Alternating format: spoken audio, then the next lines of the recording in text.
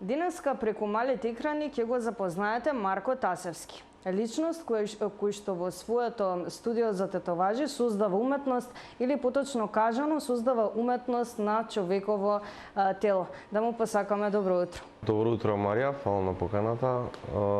Како започнав со тетовирање? Па технички си го одговорите. Започнав со стратежите, со тоа како поврзаност е според мене. Медиумот е различен, мислам овде преку моли финалист, а ова ти е со машинка за тетовирање на кожа. Тоа што излага од мене е исто, ја слично цртам, слично сликам, слично тетовирам. Значи техничкиот аспект е само што медиумот е различен. Како дојде природно си, дојде од нешто треба да се заработува искрено. Тие се опциите како сликар, јас како ликовен уметник, слабо у тој аспект може млад човек да заработува единствено графички дизајн, тетовирање. После тоа се заљубив вместо на пасија огромна, ама така спонтано. Какви беа реакциите кога напоменете на најблиските твоите домашни или можеби твоите пријатели дека сакаш да се занимаваш со ова? Па ме поддржаа сите, моите ми помогна финансиски првата машинка да си ја земам, наверојатно ме видоа дека ми е многу кејф толку у тоа што дека стварно сакам ова го правам и ми помогна за да ми биде полесен патот, зашто со квалитетна опрема у старт пола работа ти е завршена. Не треба мако трпно, онака како порано што лемале, нема такви ствари више. И јас го имам утното тоа. Прашањето ти беше како реагирале. Да сум бил пред 30-40 години, можда реакцијата ќе била бурна од сите мои блиски. Не било тогаш тетовирањето сериозна професија, ама сега има и многу примери такви. У Македонија на кои ние можеме да се наслониме, види, супер си живее, окей човек, и затоа немало никаква лоша реакција од никој околу мене, дури напротив позитивно се поддршка, искрено. Едино чудно им било, као татко ми да го прашаш, ќе ти каже ни на карена памет, поправо не знам оперски пеач, ако некој го прашал што ќе биде син ти, отколку ова што сум сега. Од тој аспект да, ни на карена памет, ама поддршка фул, дури и за ликовна академија која упишував, поддршка фул. Тетовиравме моловите, тоа беше прв момент кога си пред очите и пред носот на луѓе што не сакаат тетовирање, што не можат да поднесат. Ја таму видов, приметив, шетаат со мали деца, им ги кријат фаците, не гледа како вие. Таму осетив. Ја напомена твојата тетоважа. Дали може еден тату артист сам да се истетовира? По нозе обично, зашо полесно ти треба две раце, левата за обтегнување, десната за цртање. По нозе изи, ама мислам лесно, на рака тешко зашто ќе треба цело време земи хартија, избриши, остае хартијата, земи машинката.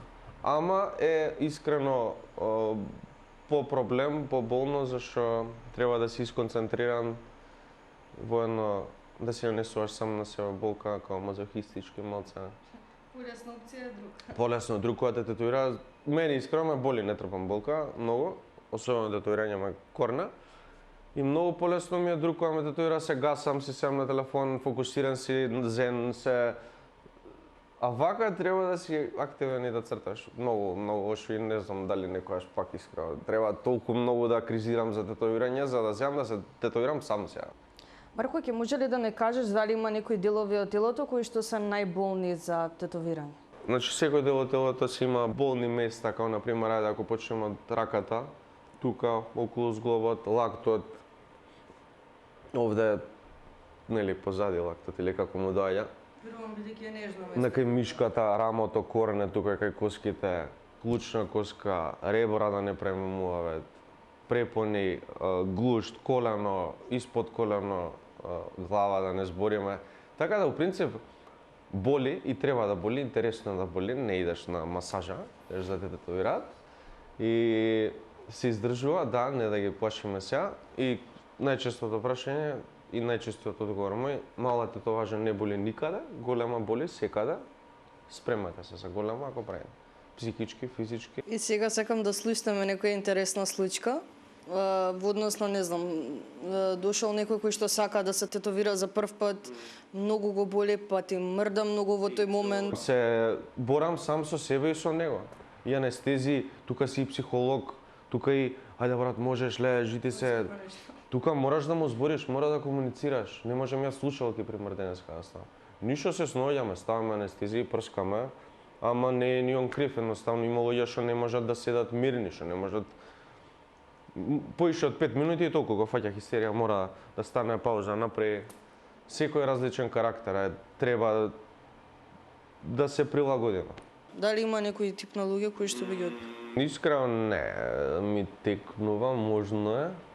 Нешто сум одбил, мислам дека кога е против некоја националистичка одредена нешто такво, некој поврзани не знам, Кука с крст требаше нешто такви ствари, сум одбил. Или книгата на Хитлер требаше да истатуирам такви ствари, тоа сум одбил, не ми е окей, искрено не се осеќам удобно со тоа. А клиент да одбијам, не ми се десило, се снаоѓам со сите, мислам. Првото кафе го пијам со тебе и ти првото го пиеш во нашата утринска емисија за прв пат вака во твоето студио. Но обично како ти започнуваат утрото? Дали имаш премногу работни обврски? Многу. Со 4-5 кафења се вајля, од 10-11 од прилика се тетовирам, по 2 сесии од прилика на ден се правам. Се вајля враќам на пораки.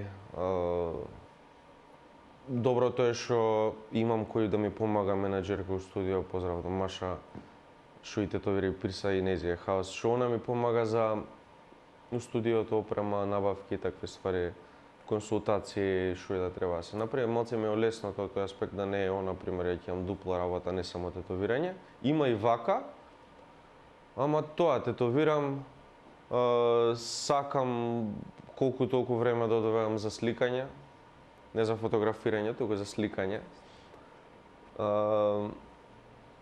Сакам да си искочам навечер на пиво, лабаво да се опуштам некаде, зашто ми треба и да наполнам батерија.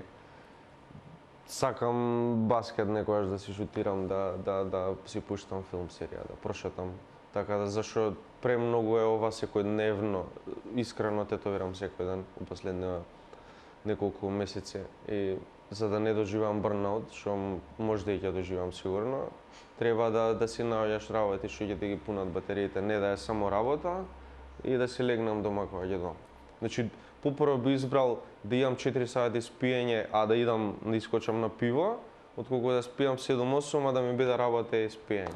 Дали на некој начин беше полнење на батерии и изложбата која што можевме да ја видиме пред скоро твојата изложба во Младинскиот културен центар? Ги полнам батериите со добра тетоважа, многу ги полнам батериите. И толку изложбата не ми ги... Мислам, убаво ми беше пријатно, ама тоа беше една ретроспектива, не ми беше ништо ново, туку беше само завршување на 6 години тетовирање како ставање на точка тука и објавување на тоа. А ја која ќе имам добра нова тетоважа, ја се радувам многу, многу ми полни батериите, зашто е ново. Ама изложбата помина супер топ беше, мислам, стоеше до вчера, 10 ден од МКЦ. И сите тетоважи што сум ги направил ги имав изложено. На самото отварање како поминавте? Имав еден перформанс што беше доста захтевен и од моја страна и од присутните. Си дав задача присутните да ме тетовираат мене, што сакаат на мене. И тоа малце ми беше како цел живот ќе го носиш, ама сум кажал така треба да биде, тоа е дел од изложбата, дел од перформансот. И едно 15 на души се менја еден по еден, се пријавува пред тоа, никогаш не фатиле машинка у живот, ми правеа на нога. Што за тебе значи добра тетоважа и при самиот крај сакам да кажеме нешто и околу што најмногу тетовираат нашите сограѓани. Дали знаат што е добра тетоважа? Добра тетоважа е за тебе едно, за мене друго, така да тоа е дискутабилно и никогаш нема да има точен одговор на тоа. Најчесто тетоважа, иначе интересен факт е пеперутка. Зошто? Не знам зашто девојчиња многу ја ставаат, ама као најчест, не знам, после второ Исус. Има некое значење? Дека живот секојдневно треба да живееш као последен ден на тие, зашто пеперутките живеат еден ден, не знам дали знаеш. И Не знам таму, често е лав, често е ружа, компас, спартанци многу ставаат периодов. Овој као сикаше, не спартанци. И спартанци, ама и самураи, многу јапонска митологија. Така да, и си има периоди, си има шеми, еве пред 20 години можда било трайбал, можда биле јапонски букви, кинески, такви ствари, тоа е поминато, искрено, дали 2-3 пати имам правено, си има можда периоди со ова. Така да тоа. И при самиот крај може да дадеш и некој совет како соодветно лице за тетовирање до сите оние кои што за прв пат сакаат да се тетовираат. Ако се немате тетовирано, размислете убаво, 100% да бидете сигурни, не ги слушате другите што да ставите и како да ставите, вие ќе носите татуажата, слушате го вашиот артист уствари, за консултација и такви ствари. Мислам, да има простор за соработка и за идеи да се разменуваат и тоа другото ќе ви го каже артистот што треба да направите пред термин. Благодарам уште еднаш за овој преубав разговор. Фали на вас.